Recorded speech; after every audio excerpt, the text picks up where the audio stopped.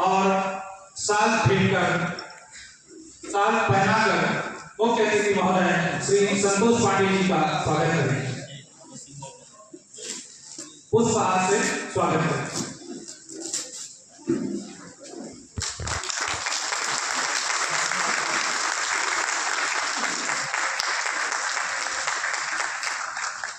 अगली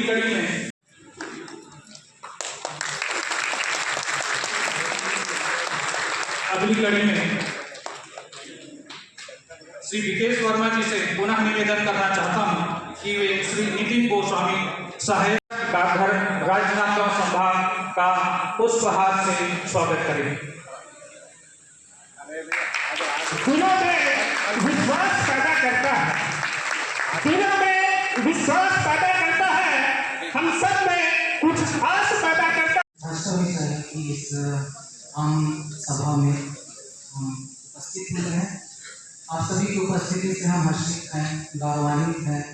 सोसाइटी का निर्माण पारस्परिक सहयोगिता, सहभागिता और अनुदान से हम सभी की आकस्मिक आवश्यकताओं की पूर्ति, हमारी आर्थिक आवश्यकताओं की पूर्ति और साथ साथ कभी कभी कोई आकस्मिक किसी भी तरह की समस्या अगर आ जाए तो उस पर हमारे कर्मचारियों के सहयोग के लिए आर्थिक सहायता के रूप में हम उनका सहयोग कर सकें, इसके लिए हम इस सोसाइटी का निर्माण किए हुए हैं।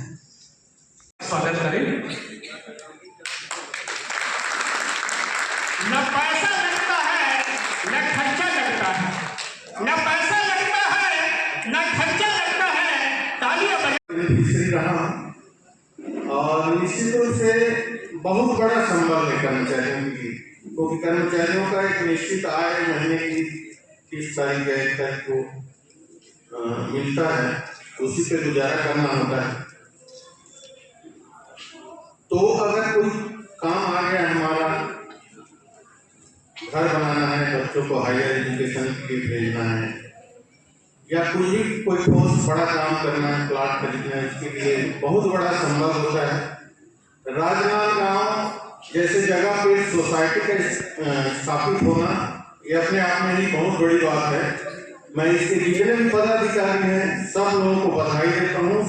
जनता का और दोनों के बीच, मेरे और आपके बीच सेतु का जो काम किए, ऐसे आदरणीय श्री कमलेश तिवारी जी जो लगातार संपर्क करते रहे। आज वैसे तो हमेशा मेरी इच्छा रहती है कि जो काम क्षेत्र की जनता ने करने के लिए मुझे सौंपा है वो काम करना ही है, हमारा कर्तव्य है। आज आप सब लोगों ने और एक ऐसा सम्मान भी करने का, तो मैं तो उसी भाव को प्रकट करता हूँ हर जगह। आपने मुझे अवसर दिया, दोबारा चुना, आपने यहाँ आने का अवसर प्रदान किया, इस पद में दिल्ली भेजा, माननीय मोदी जी के, देश के यशस्वी प्रधानमंत्री नरेंद्र मोदी जी के साथ काम करने का अवसर प्रदान किया। तो जो ये हुआ है वो आपके ही आशीर्वाद से मैं आपको समर्पित करता हूँ, उसमें मेरा कोई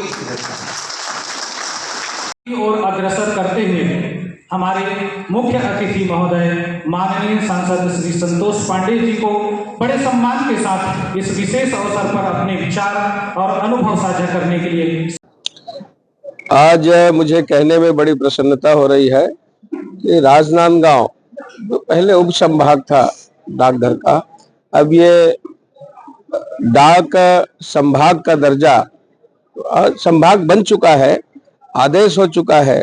बहुत जल्दी अपने नए कार्यालय में शिफ्ट होंगे और विधिवत उसमें काम चलेगा। मैं बताना चाहूंगा कि इसके लिए माननीय अश्वनी वैष्णव जी से लगातार मेरी बातचीत हुई। इसको मैंने लोकसभा में उठाया भी था और मुझे उन्होंने आश्वासन ही नहीं बल्कि करके उन्होंने दिया। इसके लिए मैं देश के प्रधानमंत्री नरेंद्र मोदी जी, उनकी सरकार के मंत्री अश्वनी वैष्णव जी और जो हमारे अधिकारीगण यहाँ उपस्थित है, आदरणीय जांगड़े जी, आदरणीय श्रीवास्तव जी, सबने उसमें सहयोग किया। ये बनना चाहिए, इसलिए बनना चाहिए कि कहाँ औंधी से लेकर के लोग और कहाँ चिल्फी से, मुंडा दादर से और बहुत दूर दूर से लोग आते हैं। आज 22 उप डाकघर और लगभग 500 शाखा घर संचालित हैं क्षेत्र में। इनको बड़ी सहूलियत मिलेगी, बड़ा लाभ मिलेगा और साथ ही डाकघर कर्मचारी क्रेडिट तथा थ्रिफ्ट सोसाइटी, ये जो इनका बना हुआ है, जो सब प्रकार से आपस में बैठ करके सुख दुख में और उस राशि का उपयोग करते हैं, मैं इनके प्रति शुभकामना प्रेषित करता हूं। और आज इन्होंने मुझे आमंत्रित किया, मैं इनको धन्यवाद देता हूं, आभार प्रदर्शन करता हूं। ये राजनांदगांव के लिए बहुत बड़ी बात है। एक हमारे पूर्व मुख्यमंत्री थे जो यहाँ के 3 विभाग को दुर्ग ले गए, आज माननीय नरेंद्र मोदी की सरकार में, और मैं कह सकता हूं कि राजनांदगांव सांसद के नाते कि हम यहाँ के उप संभाग डाक को कंप्लीट संभाग बना दिए, ये हमारी उपलब्धि है। राजनांदगांव संभाग जो है वो डाकघर के इतिहास में ये 7वां संभाग छत्तीसगढ़ परिमंडल में बना है। और यहाँ जो वर्तमान जो कार्यक्रम था तो वो ये तो हमारी सोसाइटी है डाकघर के कर्मचारियों की, उसका वार्षिक अधिवेशन था और इस अधिवेशन में माननीय सांसद महोदय आए थे। साथ ही ये जोड़ देना उल्लेखनीय है कि छत्तीसगढ़ में 7वां नया जो ये संभाग बना डाकघर का, ये माननीय सांसद महोदय के प्रयास से बना है। और डाकघर के इतिहास में 7वां जो बना उसमें एक बड़ा फायदा ये है कि अब जो ये हमारे ज़्यादातर राजनांदगांव में 4 जिले हैं संभाग में, राजस्व जिला 4 आता है डाकघर के संभाग में, वो सभी वनांचल बहुत अधिक क्षेत्र हैं। उन सारी जगहों में डाकघर से रिलेटेड जितनी सुविधाएं थी वो अब राजनांदगांव संभाग बनने से ज़्यादा सरलता से पहुंचेंगी। लोगों को डाकघर से जुड़ी जितनी सेवाएं हैं वो बहुत बेहतर सुविधा के साथ उनके पास मिल सकेंगी। तो इसके लिए माननीय सांसद महोदय का डाकघर की ओर से धन्यवाद। जी, अभी चूंकि संभागीय कार्यालय जो होता है एक बहुत बड़ी स्थापना होती है और उसके लिए हमारे पास जो अभी वर्तमान में डाकघर भवन है राजनांदगांव मुख्य डाकघर, वो पहले से ही मैंने ऑलरेडी वहाँ पर इतना स्टाफ है कि जगह नहीं है।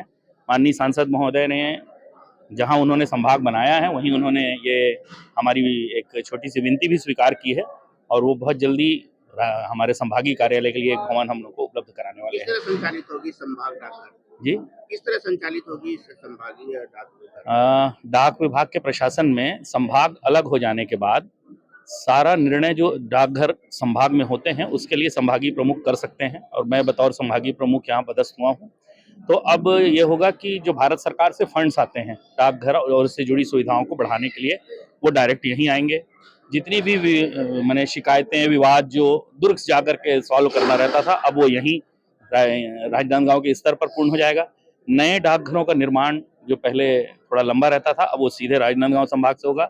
और ये बताते हुए खुशी हो रही है कि जो मानपुर मोहल्ला का वनांचल क्षेत्र है वहाँ 20 नए डाकघर और सरकार ने स्वीकृत कर लिए हैं राजनांदगांव संभाग बनने के बाद। तो वो बहुत जल्दी वो अस्तित्व में आ जाएंगे और अधिक से अधिक जनता को, मैंने ये नियम हम ये सोच के चले हैं कि 4 से 5 किलोमीटर के अंदर एक छोटा डाकघर रहेगा ताकि उनको किसी भी प्रकार की कोई असुविधा ना हो। डाकघर के होने से एक बहुत अच्छी चीज़ ये है कि जो ग्रामीण लोग हैं या मजदूर हैं नरेगा में काम करते हैं उनके पास जो डीबीटी में पैसा आता है, डायरेक्ट बेनिफिट ट्रांसफर जो सेंट्रल गवर्नमेंट करती है, वो यदि किसी भी बैंक में खाता हो उनको बैंक जाने की जरूरत नहीं है। जो उनके गाँव में डाकघर होगा वहाँ अब डिवाइस दे दिए गए हैं, सब इलेक्ट्रॉनिक हो चुका है और वो वहीं अपने बायोमेट्रिक से अंगूठा लगा करके अपना पैसा वहीं अपने घर में ले सकते हैं। ये एक बहुत बड़ी सुविधा हो जाएगी। मेरा नाम सौरभ श्रीवास्तव है।